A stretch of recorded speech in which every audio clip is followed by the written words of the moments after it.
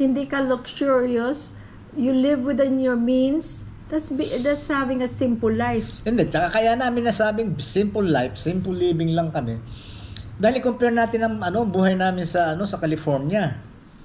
Una kasi binibili mo ron dollar, kinikita mo dollar din ang ginagasta mo. Kanya pag nag-spend kami ron, let's say sa groceries, sa Costco, 300, 400, magkano na yon sa dollar? 20,000. Sa pesos? Pesos, I mean. Samantalang mag-grocery kami dito, 5,000. 3,000, 4,000. Imagine, hindi ba? Kaya naging mas simple ang buhay namin dito. Kaya yung sinasabi namin, kaya yung sinasabi namin simple living. Yun. So, yun lang guys. At saka yun nga ang bahay, kasi ito na ang forever home namin eh. Hindi na, wala na kaming pambili ng iba pang bahay. Ito na yun hanggang sa katapusan ng mundo. So, hindi naman pwedeng, kung saan komportable kasi pinagpaguran naman namin yun. Ang simple life, hindi naman ibig sabihin hikahos ka sa buhay. Yun. Or halos wala ka. Iba, yun hindi na yun. Hindi yun simple life. That's poverty. And the sad truth is, maraming ganyan sa ating bansa. Kaya ini-enjoy lang namin yung fruit of labor. Yung pinaghirapan namin. At saka, ikumpara mo sa ibang tao, this is simple. Kasi ang bahay namin, dito sa subdivision namin, isa kami sa mga pinakamaliit na bahay. Kasi ang mga neighbor namin, malalaki ang bahay. 2 stories, 3 stories. True. Tapos, kahit yung may mga bungalow, malalaking bungalow. True. Kami maliit lang. Dahil kasi yun lang ang afford namin eh. So, that's simple, di ba? Tapos may nagtanong, bakit hindi kami bumili dun sa ganitong subdivision? Mas maganda dun. Ganito, ganyan. Hindi namin kaya. Hindi namin kaya yun. Hindi namin afford. Correct. Kaya, we live a simple life. Kasi, nakontento lang kami sa kung anong meron kami at sa kung ano ang afford namin. At saka ito ang binigay ni Lord. Dito kami i-guide ni Lord. Kaya, and we're happy here. We are so happy. We don't are so blessed. Kaya yun, tinawag namin simple living dito. Ayun. Yun yung sinasabi nga rin ni Jerlyn na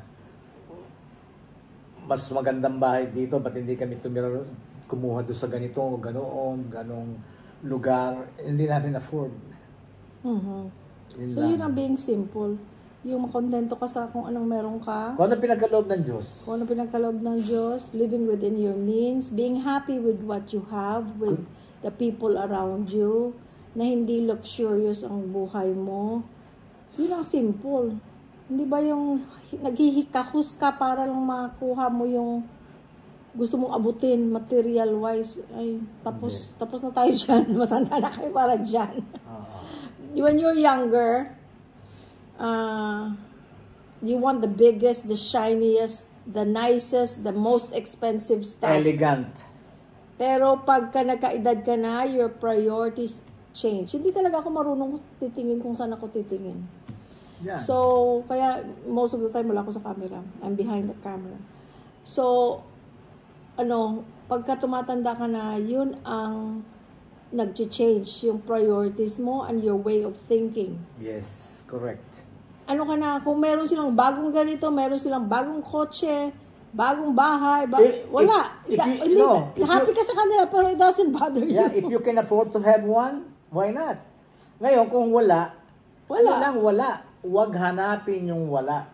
Tapos for example, mga branded na for mga babae lalo pa, mga branded na mga gamit, wala, it doesn't bother me na kung wala akong ganun. Kasi naisip ko, kung gusto ko, pwede naman gawa ng paraan, makakabili tayo.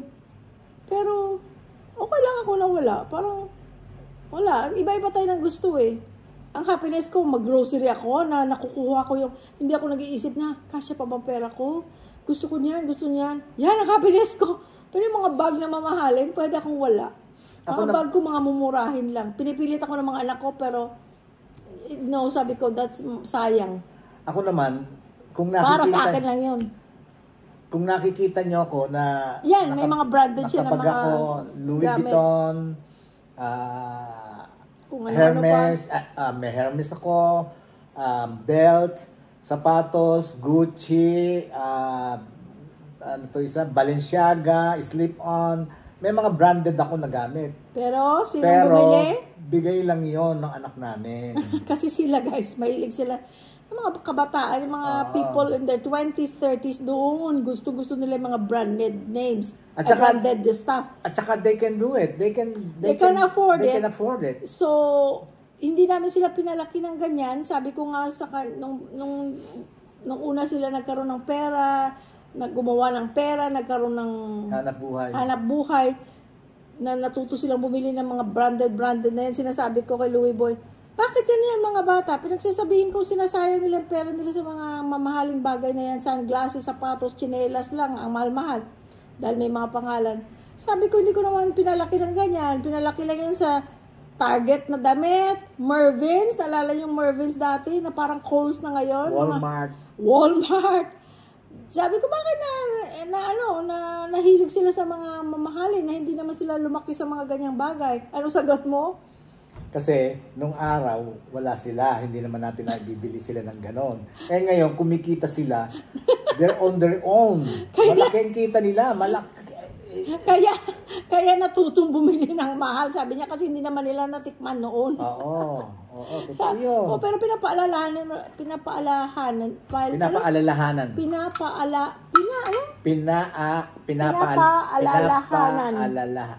Pati ako ngayon, ikaw naman talaga. Pinapaalalahanan. No, sobra yun. Ha? Pinapaalalahanan.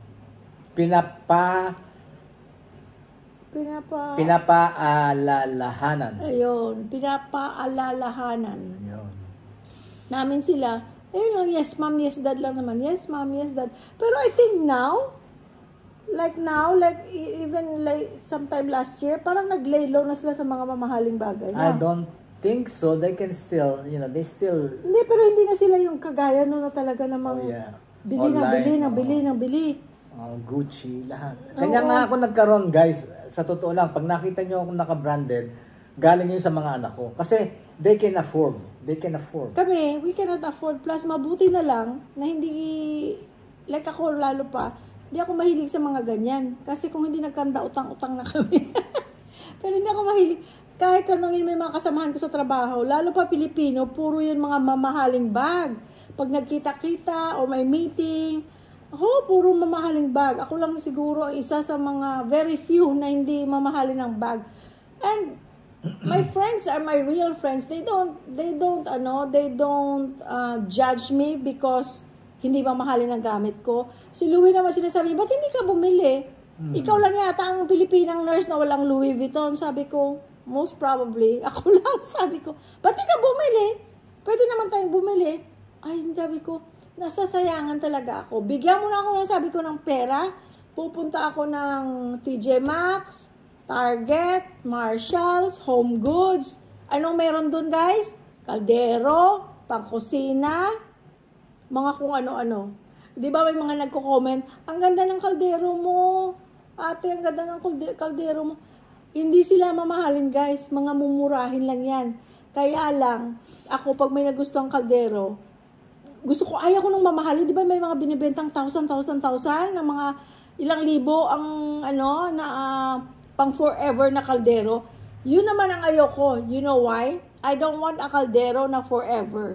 Nagsasawa ako. So ngayon, kung mamahalin yun, ibig sabihin hindi na ako pwedeng bumili pag may nakita ako dun sa sa tindahan. No. I'd rather have na hindi expensive na kaldero hanggang sa talagang gamitin at pag hindi na pwede, tatapon ko na. Kaysa mamahalin. Ayoko nang mamahalin kaldero. Kaya ako, guys, pagka nakita nyo ako, friends, na naka-branded ako, Louis Vuitton, bag. Hindi yan siya galing sa amin. Gucci, bag, salamin, Balenciaga na sunglasses. Hindi, may binili ka pala. Belt. May binili ka pala na eyeglasses. No, si JR ang bumili ng Balenciaga. Hindi. Meron kang eyeglasses, Prada. Prada, yon, mga ganon, branded. Pero eyeglasses yun. Hindi, yung eyeglasses mo na binili mo. Prada nga. Eyeglasses, meron kang binili sa Kaiser na Prada. Or Gucci. Okay, Gucci, anyway. Gucci. Oh, anyway, eyeglasses yun, so it's a need. It's not a... Yeah. Pero yung mga sunglasses niya na may pangalan, galing lahat yan sa mga bata. Belt, lahat. Galing yan sa mga bata. Sapatos, slip-on, Gucci, Pinipilit Balenciaga. nila ako, ma'am, ganito, ganyan. Sabi ko, no, si daddy na lang. Hindi ako mahilig sa ganyan. Tapos, meron akong parang sling bag na maliit na Prada. Yun, I like it kasi maliit lang. Sabi ko, oh, that's my one and only na may pangalan, ha. Sabi niya, ma'am, ikaw lang you always say no. Sabi ko, kasi ako nasasayangan ako. Sabi ko, bibigyan niyo ako to make me happy, di ba? So now, it's not gonna make me happy, so why bother? Don't give me that. Sabi ko, take me out to eat. Ayan, happy ako doon. Ang babaw ng kaligayahan. Oh my gosh. Take me out to all-you-can-eat Korean barbecue. Ay, naku, happy na ako noon. Nung bago pa lang kami, bibigyan ko ng bulaklak. Ayoko ng bulaklak. Nasasayangan ako. Ilang taon tayo magkasama? 30 years. 27 years. 27 years kaming kasal. 3 years, a total of 30 years kami magkasama.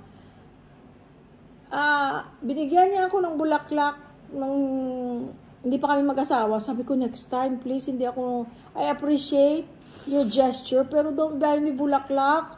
Sabi ko, hindi ako karamihan ng babae gusto ng bulaklak. Pero ako, ayoko. Bakit? Sabi ko, nasasayangan ako kasi namamatay lang. And ayoko naman yung i-preserve, nagiging abo lang yun eventually at saka dumi. Ayoko ng bulaklak. Bigyan mo ako ng card or sulat na well-written or card, kung hindi ka mahilig magsulat, kasi hindi naman lahat ng tao mahilig magsulat. Yung card, yung mga cards, yung mga hallmark, kung ano pa mang pangalan. Greetings. Pero marunong ka pumili ng card. Ay, nako. Doon ako, happy. O, kaya nung bandang huli, ayaw niya tanggapin yung ayaw niya ng bulaklak. Pag binibigyan ko siya, bit puro card na lang binigay ko sa kanya. Oo, maraming card. Hanggang ngayon, meron at tinatago ko pa rin. Dinala ko pa rin dito, hanggang dito yung mga card na yun. Simple lang. Ayoko itapon kasi parang nasasayangan ako. Mababaw lang kaligayahan. Mababaw ang kaligayahan ko. Tapos there was one time na Mother's Day siguro yun, yung mga silang tatlo ng mga bata, alam niya ayaw ko ng bulaklak. Kaya yung dalawang bata, Dad, we have to buy mom flowers. They sent it to my work. Yung big bouquet of, hindi. Ako, pinadala ko yun. Oo. Paano ba yun? Iba pa pala yun. Pinadeliver ko. Oo, tapos meron na time din na nasa bahay pag uwi ko. Naku, di ba pag may mga okasyon ng mga flower shops, triple ang presyo. Sabi ko, guys, please, ayun, in-explain ko sa dalawang bata. Sabi ko, hindi ako ganun, hindi ako mahilig sa bulaklak kasi nasasayangan ako. Tingnan nyo, ang ganda-ganda.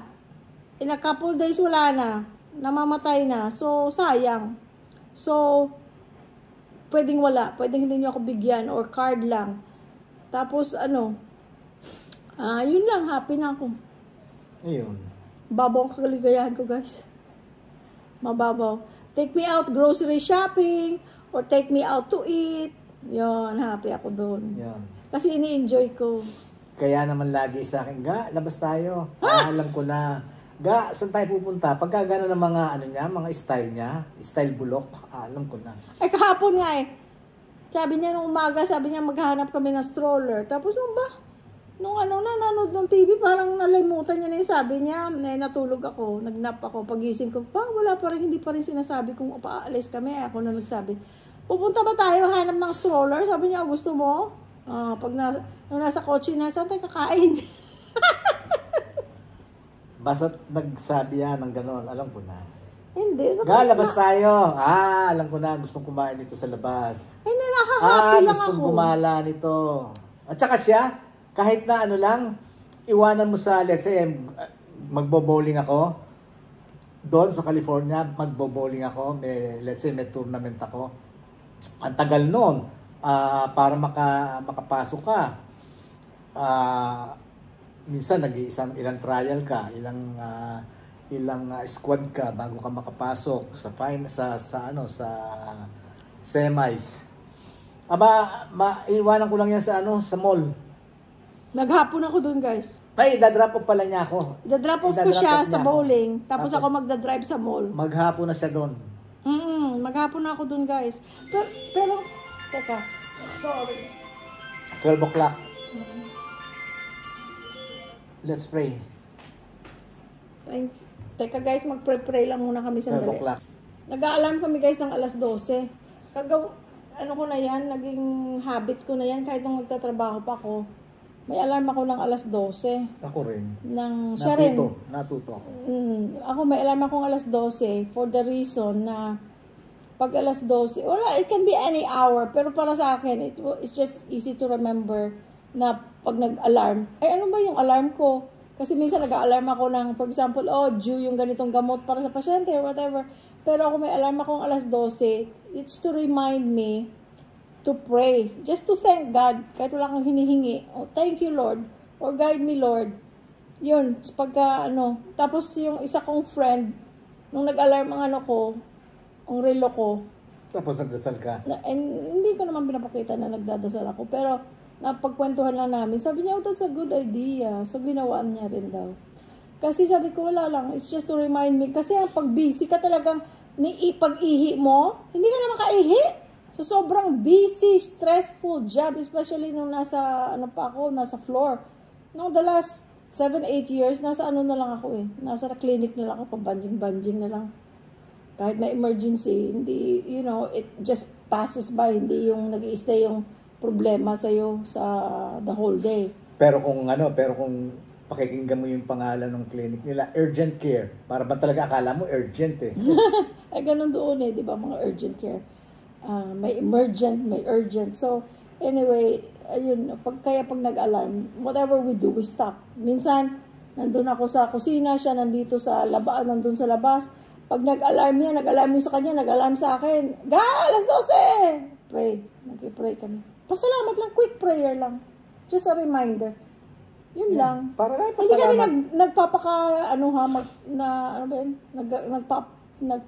religyoso.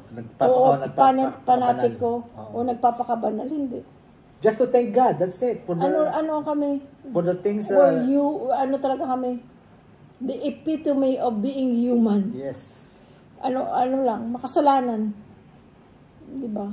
Ay, ganun lang. Diyos lang naman ang perfecto. At saka hindi naman obligado. At saka kami guys. Hindi naman obligado, hindi namin sinasabi sa iba. Tip namin sa mag-aasawa, or sa bagong mag-asawa, or kahit matagal lang mag-asawa, 3 bagay ang hindi namin pinag-aawayan. Ever, ever, ever, ever. Sa 30 years namin pagsasama, 27 years na kasal. Hindi namin pinag-aawayan. Kung ano-ano. 3 bagay. Pinag-usapan namin ito, nagde-date pa lang kami, hindi pa kami mag-asawa. Pinag-usapan namin, hindi namin pag-aawayan, pera. Lalo pag wala kang pera, ano pag-aawayan nyo? Wala kang pera. Hindi kami nag-away ever tungkol sa pera. Number 2, religion. Hindi kami pareho ng religion. Ako ay Seventh-day Adventist, siya ay Katoliko. Never kami syempre sabi ko, hindi natin pwedeng pag-awayan. Eventually magkakaroon tayo ng anak. Sabi ko, hindi natin pwedeng pag-awayan na kailangan nasa church mo siya o nasa church niya. Hindi. Basta naniniwala sila sa Diyos, we will tell them what we will believe. Nasa kanila kung anong ifa-follow nila. Pinalaki namin na yun nga. More like Seventh-day Adventist. So, ngayon, ang isa pang hindi namin pinagtatalunan o pinag-awayan, politics. So, yun yung 3. Kahit sa friendship, yun ang dapat hindi pag-awayan, pera, religion, and politics. Walang mananalo. Pareho kayong 2 talo. Isa pa. Ano pa? Yung pambababae. Hindi naman ako mahilig doon. Never naman kami. Never kami naghiwalay dahil sa babae. Tsaka Dati siyang married, divorsyado na siya nung nakilala ko siya. Wala pa ako sa Amerika, divorce na siya. So, wala kami pag-aawayan. Tapos, yung mga anak niya, nung bata pa sila, they come to our house ngayon, they live their own lives. Na sila, mga adults na sila. Pero, wala. I've been always nice to them, to the kids. We have taken them to vacation. Ngayon, may sarili silang mga buhay. At saka sa Amerika naman, lahat busy, hindi kayo masyadong nagkikita-kita. Kahit ako at ang kapatid ko na nandun, maybe we're just an hour away. Pero bihira kami magkikita kasi parehong may mga trabaho, iba-iba ang day off. So, hindi yung mga nagkikita-kita. So, ganun. Pero, wala kaming pinag-awayan tungkol sa family niya o sa family ko, never. Wala. Hindi dapat pag-awayan. Pero, ganun pa man, ang pag mag-asawa na kayo, kailangan ng priority is each other. Yes. Is each other. As long as nire-respeto ng Bawat isa. bawat isa ang inyong mga magulang, mga kapatid, ganun. Then, wala kayong pag-aawayan. Tsaka as long na nagmamahalan kayo. Yeah. Yun ang importante. As long as you love each other, ang magiging treatment niyo sa sarili niyo para kayong magkaibigan, at the same time mag-asawa kayo, you help each other. Yun, ganon. Yun ang magandang samahan. Tapos understanding. Pero guys, hindi yan maiwasan ang pag-a-argue, maliit o malaki, dahil kasi hindi pareho kayo ng brain, hindi kayo pareho ng pag-iisip. Ang hindi lang kayo mag-argue, I think, hindi kayo mag-argue, kasi ang argument is very normal. The only time na hindi kayo mag-argue, for example, never kami nag-argue, ay hindi totoo yun. One of you is under desire na hindi makapagsalita, kaya walang argument, kasi yung isa lang nagsasalita, anong argument doon? Or pipe. Yun. Paano kayo mag-argue? Yun. So, kung pareho ko yung may isip, there's always something to argue about. Yan na lang, O bakit nilagay mo dyan? O bakit nilagay mo doon? Yun lang, pwede nyo na pag-awayan. Pero as you grow older, you choose your battles. Yes. Hindi mo na, wala kang energy and time para patulan ng mga maliliit na bagay.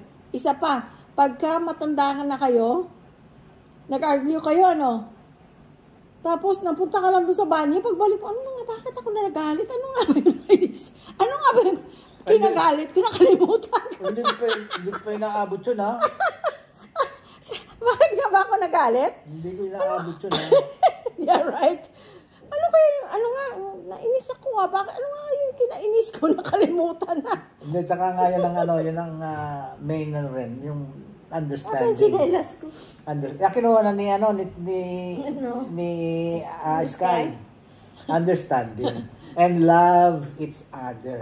Ngayon, kasi noon, ang sinasabing nyo, hindi nagpapakita si Jerlyn, siguro mahiyain, siguro walang kibo. Ayan si Jerlyn. Madaldal po ako. Ayan Okay, I'll tell you sa totoo, before we close.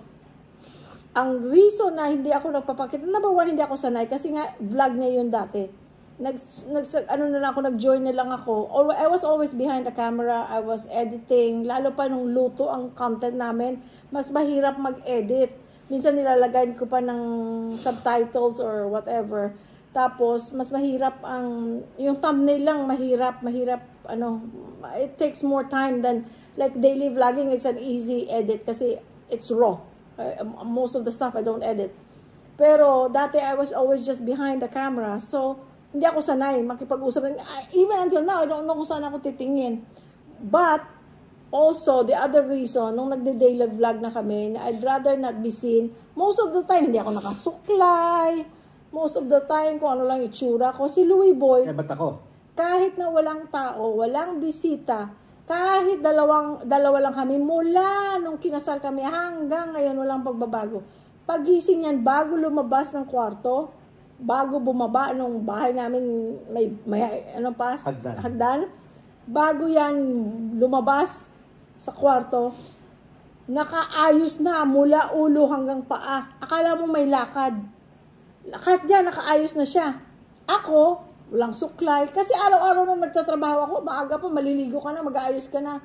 So, on my day off, nag-toothbrush lang ako at naghilamos, that's it. Kung ano maitsura ng buhok ko, naka-pajama, naka-shorts, naka-ano. So, most of the time, I look like that. Even now, naka-ano lang ako, nakapambahay lang ako. So, I'd rather not be seen. So, yun ang reason, guys. Hindi ako nag-iinarte. Kaya naman, kasi, lumaki naman ako ng ganun. Lumaki siya ng ganun. Ako naman, mga kapatid ko puro lalaki, kaya para rin ako lalaki.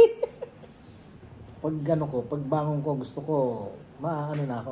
Maayos na siya. Kaya for example, may biglang dumating na bisita, ako tatakbo pa ako para magbihis, ready na siya makipagkita sa kung sino mong bisita.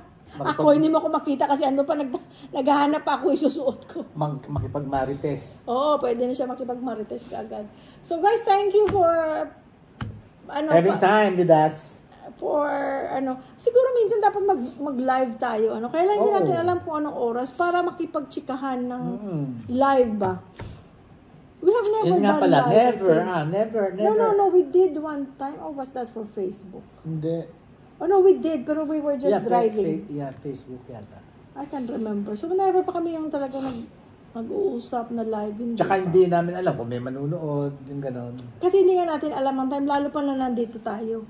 Pero hindi, kung muna yan, nandyan sila, siguro naman, mai-entertain din natin sila pagka live. Guys, if you're interested, maybe comment down below kung anong oras Philippines time, kasi syempre alam niyo naman anong oras ng Philippines, kung anong oras that will work for you. Yes. So kung anong karamihan yun, we can try. So kung Philippines time ha, kasi para hindi na ako mag-isip ng anong oras ba yun sa Pilipinas, kung nandun ka sa North America, South America, Europe, kung saan man, Asia, Middle East, whatever. May time difference din sa US. So ang Pilipinas na time ang ilagay nyo. Philippine times, kung ano ang equivalent sa time nyo that will work for you. For example, galing na kayo ng trabaho, nakakain na kayo, nakapahinga na kayo, kung gusto nyo lang makipagmarites, sige, comment kayo kung anong time. Para kahit na sandali lang, matry lang natin ba? I-comment nyo down below para, yun, sabihin nyo kung kailan, yung time, yun na lang time. Kasi dati, nung bago pa lang kami nag-YouTube, wala pa kami mga subscribers, ako, yung may mga live na Pilipino, kahit saan sila sa mundo, usually mga taga-Pilipinas, nagjo-join kami, kahit gabi na doon sa Amerika, nagjo-join kami ng live. Yung, hindi naman kami nagpapakita, nagchat.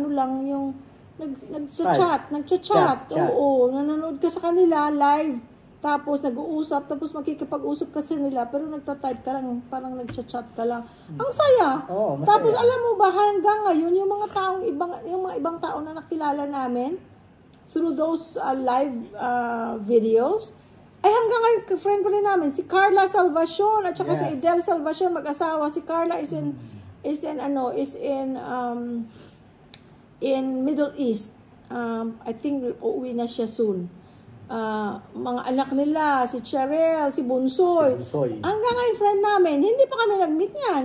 Siguro pag uwi niya from Middle East, baka makapag-meet na kami kasi nandito na kami sa Pilipinas eh. Tapos si Kim, na taga-Japan. Marami kaming mga nakilala na, dahil lang sa YouTube na nag-uusap dati.